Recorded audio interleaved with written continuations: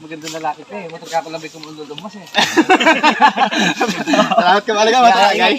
Ingat. Sagrada Familia Cave. Andito ngayon tayo sa may Barangay Lumboy, Santa Cruz, Zambales at tayo ay aakyat ng Sagrada. At yung makikita nyo yung bundok na yun ay yun yung aakyatin natin.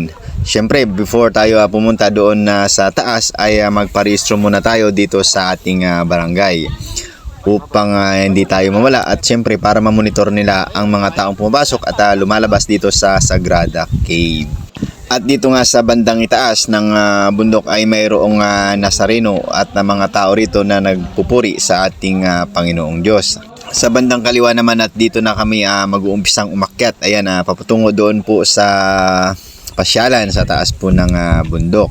Kung makikita ninyo, medyo mataas na yung araw nung pumunta tayo dito. Kaya naman pagdating dito ay wala pa yata tayo sa kalahati.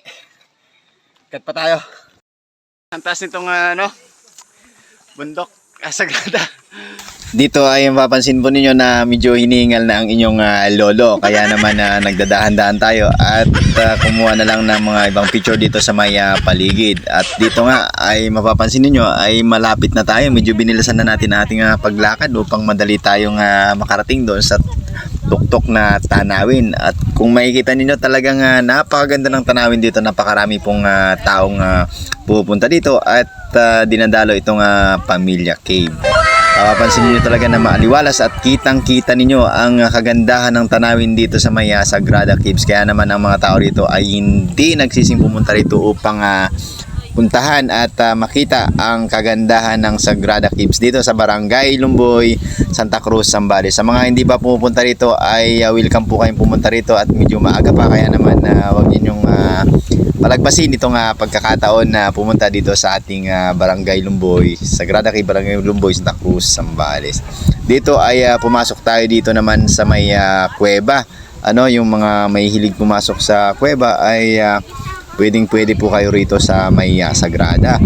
Mapapansin niyo medyo may kadiliman nga lang itong sa loob ng kuweba kasi nga po wala tayong nadalang flashlight, kaya medyo hindi na po ako nag-captured ng mga video doon sa loob ng kuweba. Pero marami po sana sa loob niyan, madilim nga lang po. Pwede po kayong pumunta at makita. Dito may daanan silang ginawa na mayroong dalawang daan. Dito yung entry at dito yung exit, no? Entrance, exit. Dito makikita nyo ang mga kinuhanan kong medyo pahapyaw doon sa kuweba na sa loob. Pero kung sa personal mo naman itong pupuntahan ay maliwanag naman po at lalong liliwanag kung ikaw ay may dalang flashlight. At dito nga ay babalik na tayo doon sa lugar tanawin ng Sagrada Caves, puntahan natin at dito makikita mo ulit talaga ang maraming tao. Di ako makamubon dito sa view na to at ngayon ko lang nakita muli sa tagal na panahon na nandito ako. At may mga vloggers palang pumunta rito. Isa na dito si Tata Jack TV ng Santa Cruz, Zambales. Mabuhay po kayo, shoutout po sa inyo. At dito makikita ninyo ang aking kaibigan kamag-anak na si Renz Madro at si Ulong. Mabuhay po kayo, shoutout po sa inyo. Dito makikita nyo, i-refresh natin ang kagandahan ng bundukan ng Sagrada Caves. At dito nga ay nakilala natin ay isa sa mga iniidolo nating Kabalag TV. May pigit kami siyempre ito, kapanood ko yun mo eh. Ay, video po? Picture lang po. Ano lang, video lang. Yan. May video sa mga kabalag sa vlog ko. Oh, yeah. Idol ng Barangay Lumboy. Yeah, yung makonsuelo. Zambales. Ito yung makonsuelo rin yan. Yeah. Ito no? Yeah. Maganda na lalaki ka eh. Matagkakalabay ko mong lulumos eh. Salamat ka talaga, matagay. Ingat. Picture. Maraming salamat nga pala kay Kabalag TV at naisama ko siya dito sa aking vlog. Naway magpatuloy ka doon sa pagbibigay kasiyahan dito sa ating mga taga-Sambalinyo. Dito nga at marami nga pang umaakit habang kami ay pauwi na at mayroon pa ako na-captured ng mga kaibigan ko dito.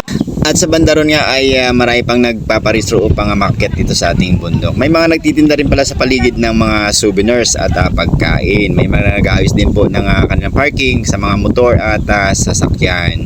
Dito naman sa banda rito ay may mga nag-i-inspeksyon din sa mga pumapasok dito sa ating Sagrada Caves. O paano, hanggang dito na lang po ang aking video at maraming salamat po sa inyo. Bye-bye.